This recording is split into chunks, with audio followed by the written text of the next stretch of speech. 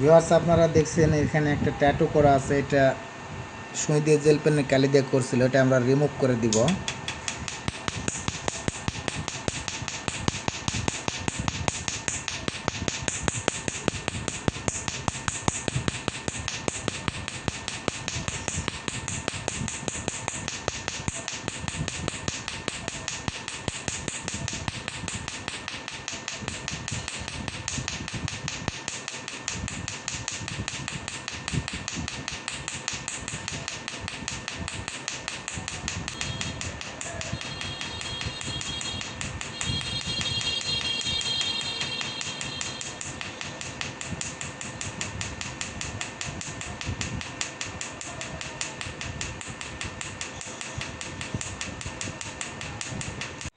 Viewers, আপনারা দেখছেন এই যে এটা একটা সেশন দিয়ে দিলাম। এভাবে একবার ঢাকাতে করে ছেড়ে দিছে, শুধু শুধু কিছুই হয়নি।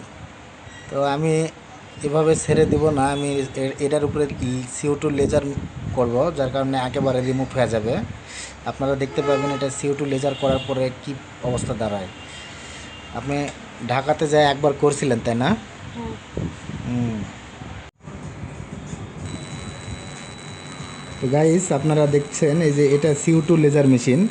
এটা CO2 লেজার মেশিন দিয়ে আমি এবারে করে দিতেছি। এর আগে আমি কিউ সুইচ লেজার মেশিন দিয়ে আমি একটা সেশন দিছি, মানে একটা লেন্স ব্যবহার করছি ট্যাটু রিমুভের। এবার আমি CO2 লেজার মেশিনের একটা লেন্স ব্যবহার করতেছি। এই CO2 লেজার মেশিনের লেন্স ব্যবহার করার কারণে ট্যাটুটা একবারে উঠে যাবে। যে দেখতে পাচ্ছেন এখানে যেটা হচ্ছে, ট্যাটুর যে কালো যে কালিগুলো নষ্ট করে দিচ্ছে, একদম পুড়ে দিচ্ছে। এর পরবর্তীতে কালো কালি উঠে যায়, ক্লিয়ার হয়ে যাবে। কিন্তু এখানে যে দাগ থাকবে, দাগটা রিমুভ করার জন্য দেখা গেছে আরও 2-3টা সেশন দিলে দাগ মিশে যাবে আর কি। ট্যাটু জিনিসটা করা যায় একবারে, উঠানোর সময় 2-3টা সেশন দিতে হয়, দিলে তারপরে গেলে একদম ক্লিয়ার একটা রেজাল্ট পাওয়া যায় আর কি। আপনাদের যাদের ট্যাটু আছে, রিমুভ করতে চাচ্ছেন, যোগাযোগ করবেন ছোটন ট্যাটু লেজার পার্লারে। এই আপু ট্যাটু রিমুভ করার জন্য ঢাকায় গেছিলো, আমাদের এটা বগুড়া জেলা সান্তাহার। তো ওখানে যা হচ্ছে ট্যাটুটা রিমুভ হয় নাই আর কি। আমি আবার সান্তাহারেই করে দিতেছি। এখানে আমাদের এখানে খুব সুন্দরভাবে ট্যাটু রিমুভ করানো হয়। 3-4টা লেন্স আমরা ইউজ করি ট্যাটু রিমুভ করার ক্ষেত্রে, যার কারণে ট্যাটুটা মোটামুটি একবার উঠে যায়। কিন্তু যে স্পট বা দাগ থাকে, ওইটা রিমুভ করার জন্য আবার 2-1টা সেশন দিতে হয়, তাহলে দাগ স্পট কিছু থাকে না, একদম সব ক্লিয়ার হয়ে যায়।